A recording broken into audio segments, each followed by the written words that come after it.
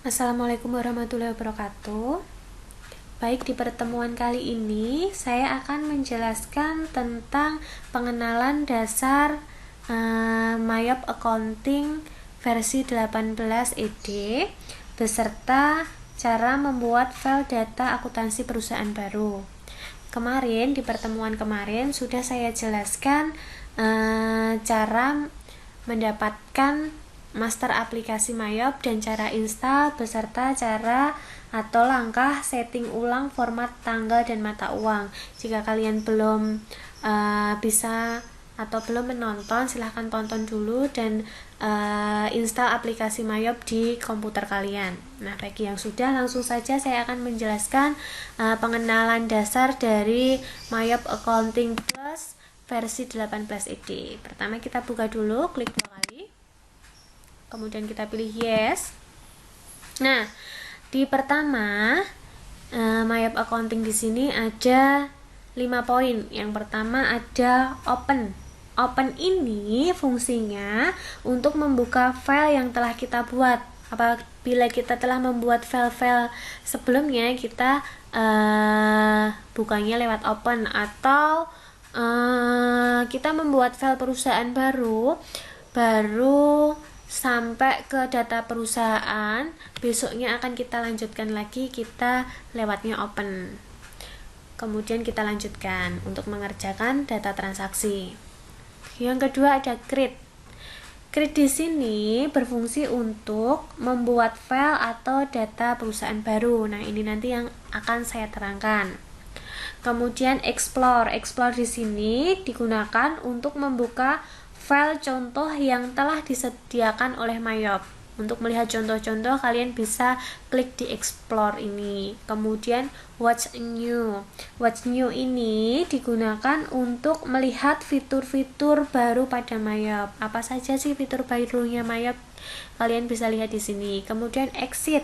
Exit di sini berguna untuk mengakhiri atau menutup program Mayop. Kalau sudah selesai mengerjakan, boleh kalian exit. Atau boleh juga diklik di sini. Oke, langsung saja kita membuat perusahaan baru, membuat file perusahaan baru. Berarti kita pilih create. Oke, di sini pertama ada new company information yang berisi tentang selamat datang, introduction. Kemudian kita klik next. Kemudian di sini ada informasi dari perusahaan yang harus kalian buat. Misalnya, saya akan membuat perusahaan PT Pemula. Pemula biasanya kalau di sekolahan itu ada underscore nama kalian. Misal Diki Trihayatni Putri, nomor absen 99, kelas akuntansi 2. Kemudian serial number. Oh iya, serial number kok nggak diisi? Nggak, biasanya tidak diisi, langsung yang ini. ABN biasanya tidak ada. Alamat, kalian tuliskan alamatnya Jalan Panda nomor 99. Kemudian phone numbernya misalnya 08123. Kemudian pak numbernya kalian isi sesuai yang ada di soal ya. Saya hanya memberikan contoh saja. Kemudian emailnya pemula_business@gmail.com. Ini hanya contoh saja. Jadi kalian nanti mengisinya ini harus sesuai soal atau sesuai perusahaan kalian. Kita klik next. Kemudian di sini ada beberapa informasi tentang accounting year. Nah, di sini maksudnya adalah yang pertama ada current financial year, yaitu periode akuntansi di mana data akan dimasukkan ke dalam Mayop. Nah, kita untuk mengisi ini kita lihatnya neraca saldo yang sudah ada di soal. Misalnya 2019. Kemudian last month of financial year itu maksudnya adalah bulan akhir periode. Secara umum, jika di Indonesia itu bulan akhirnya adalah bulan Desember. Kemudian selanjutnya ada conversion month, artinya bulan di mana Anda memasukkan data akuntansi ke dalam program Mayop, baik itu data manual maupun program lain ke Mayop. Biasanya saya juga pilihnya bulan Desember. Jadi Desember sampai Desember itu nanti ketemu number of accountingnya adalah 13 periode. Number of accounting period ini adalah bulan yang digunakan dalam satu periode akuntansi. Kenapa saya pilih 13? Karena masih ada sisa waktu sebulan untuk menyesuaikan jurnal atau untuk mengerjakan jurnal penyesuaian. Jadi cara aman saya memilih yang periode 13 Desember sampai Desember.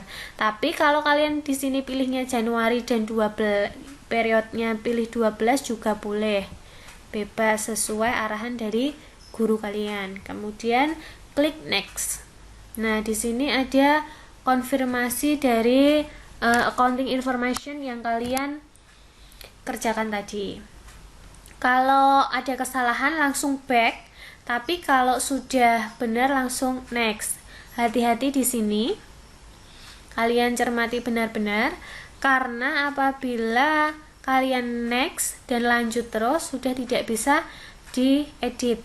Kalian harus membuat file perusahaan baru lagi. Kemudian lanjut, kita next. Nah, di sini ada 3 pilihan tentang akun atau daftar akun. Nah, pilihan pertama ini jika kalian hanya menggunakan daftar akun yang ada di Mayop, maka kalian pilih yang pertama. Kalau kalian ingin import dari Excel misalnya, kalian pilih yang import. I would like to import.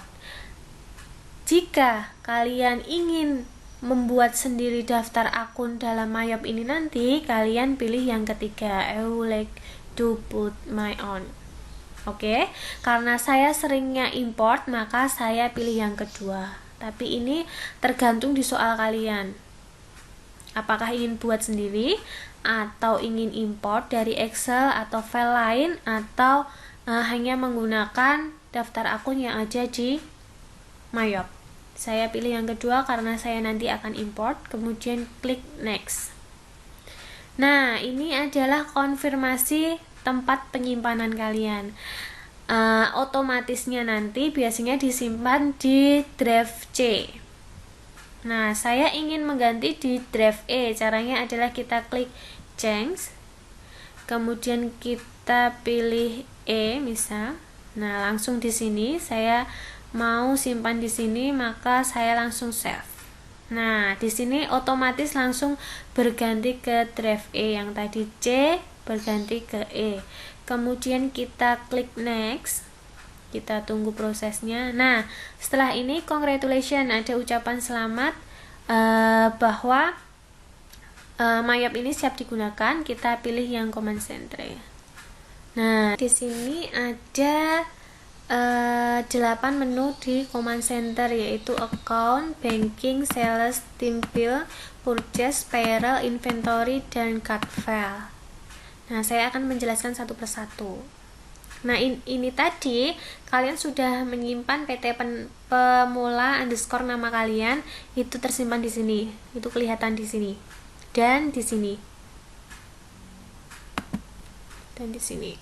Baik, saya akan menjelaskan satu persatu. Yang pertama ada account. Account di sini itu adalah berguna atau komponen utama dari sistem akuntansi perusahaan yang merupakan ringkasan dari seluruh aktivitas perusahaan yang berfungsi untuk memodifikasi bagan akun, memasukkan saldo-saldo awal akun, dan proses penjurnalan transaksi.